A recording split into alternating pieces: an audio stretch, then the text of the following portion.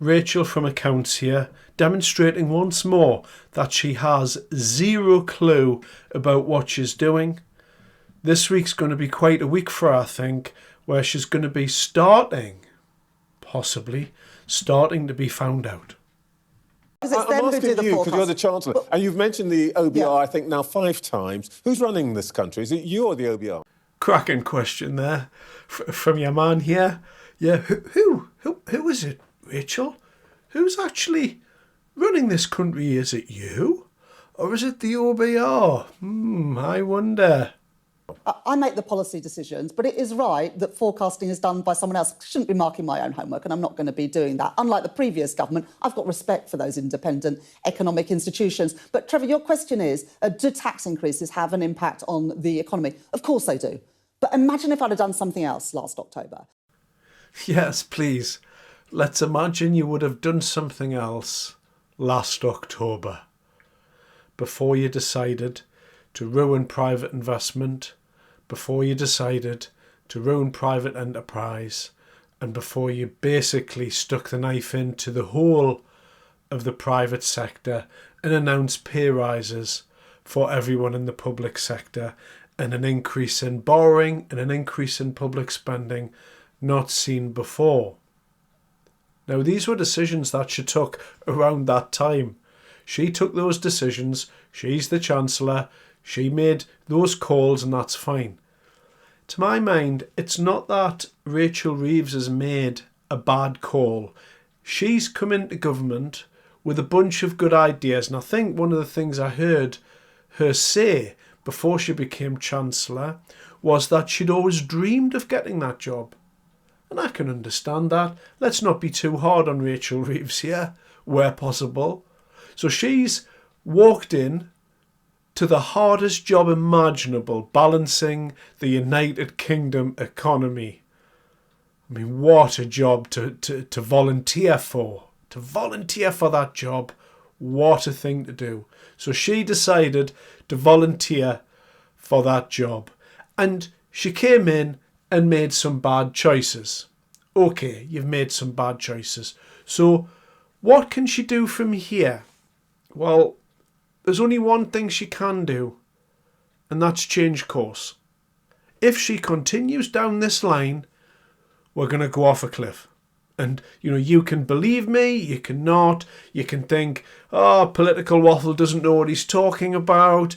He's saying this, he's saying that. You can believe anybody you want. You can believe what Keir Starmer says. You can believe all of those things. But we are heading for a car crash. Next month, the national insurance contributions kick in with a vengeance. And we're going to see exactly what's going on. There's all sorts of stuff to come down the pipe here. The whole thing is a hot mess. So what's my analysis of the current state of play regarding Rachel Reeves? To my mind, what makes a politician that I can respect? So here's the type of politician I would respect. How about Rachel recognises that perhaps she went a bit too far last time. Perhaps she stops and says, you know what? Perhaps I did go a little bit too far. So I'm responding to new information here, and I'm going to slightly roll things back, and we're going to try a different tack. Perhaps I've looked at public opinion and thought, you know what? I've listened to the business community and I'm going to change tack a little bit. Perhaps she's going to look at the economic and social realities of what she's doing. Perhaps she in her mind, she can see that I need to avoid this catastrophic thing that I've done. Perhaps I can learn from my mistakes there. Perhaps we can come up with a different strategy.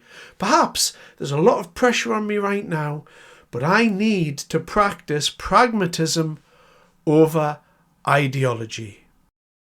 While doing a U-turn for politicians damages credibility, strategic course corrections show that you can be adaptable, that you're intelligent, and that you understand the responsibilities of leadership. The key is here balancing being pragmatic with not backing down and continually U-turning.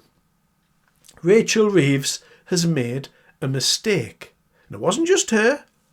Was Keir Starmer as well? I'm sure he's in on it as well, and they're both singing from the same hymn sheet. What's happened is she took a bunch of choices at the last budget and they're not working. The business community's telling her over and over, these aren't working. You've got to change course and do a correction here.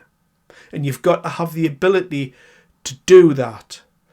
But everything that I'm watching and seeing in Rachel Reeves at the minute is telling me that she's going to stand there and defend these things to the bitter end. She's going to defend this stuff.